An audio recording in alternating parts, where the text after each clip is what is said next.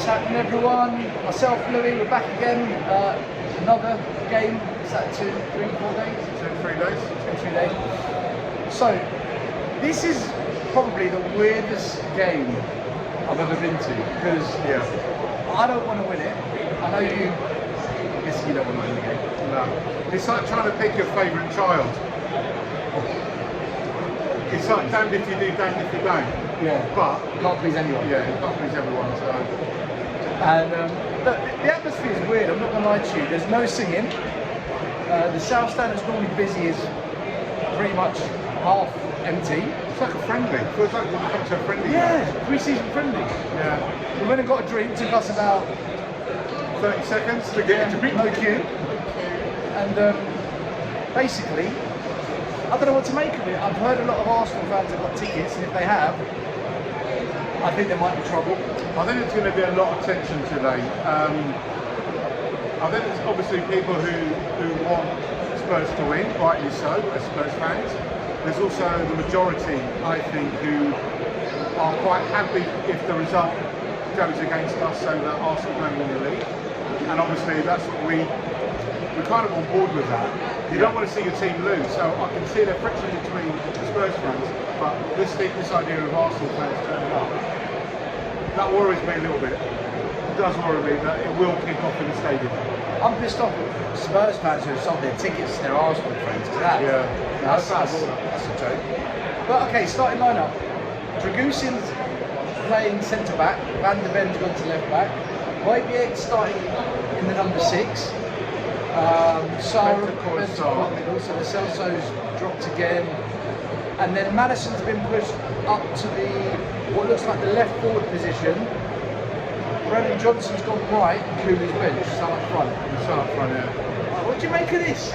I think from the back up till midfield, that's probably one of the strongest lineups we've actually played. In a way, you can see what they're trying to do against City. Højbjerg, is he the right player for this?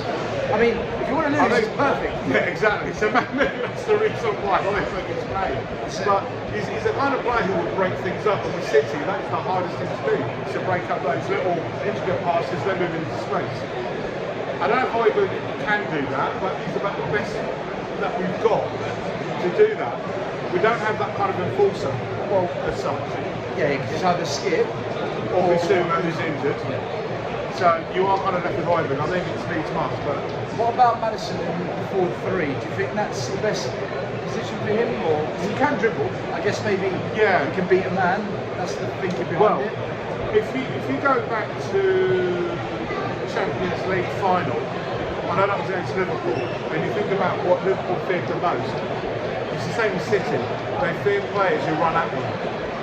So when obviously Kane played, that was a big disappointment. They were rubbing their hands in glee because Kane wasn't the kind of player who dribbled.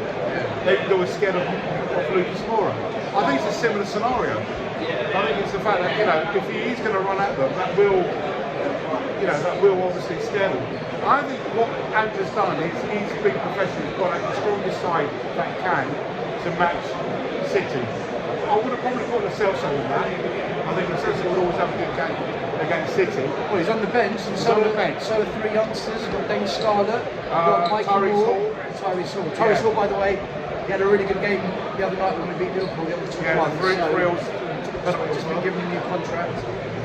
All right, so look, this is weird. He's not put a crap side out. No, he hasn't. He hasn't put a weakened side. So from a professional point of view, I admire Andrew for what he's done. However, I don't. However, at the end of the day, how are we going to feel? Are we going to be upset if we lose because we've lost?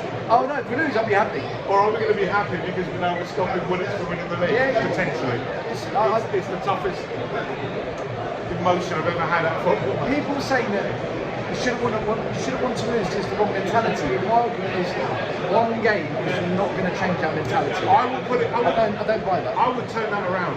And you ask an Arsenal fan if it was the other way around. Or a Chelsea fan. Or a Chelsea fan, or a West Ham fan, or anyone. They do exactly the same. Yes. It's because it's Tottenham, and we seem to be an easy banter. Yeah, we seem to be like we are basically a meme according to them.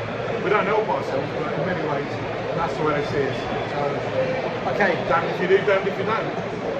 Yeah.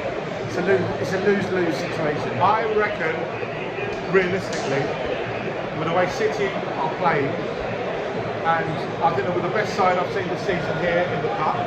Yeah, they were very good. Mesmerising, without a doubt. But we're a better team this time. Well, not a better team, but we've got better players on the pitch. But if it's like for like, I can see a lot of goals in the game. I can see us realistically losing, but we are going to score. We will, like a 4-2 or something like that, or even a 4-1. I can see them getting goals today. I'm going for 3-1 to Man City. Yeah, but I want us to actually turn up and play, and not just look like we're giving them the chance to win. We want to lose on merit, if that is such a thing. Yeah, we just get outplayed. They're better. Get outplayed by a better side, fair enough, can't argue with that. But then over to you, Arsenal, to worry about Sunday. And no one can have a go outside. Exactly, that's what we want. All right, guys. I'm not going to say come on you Spurs, but I will say blue, blue.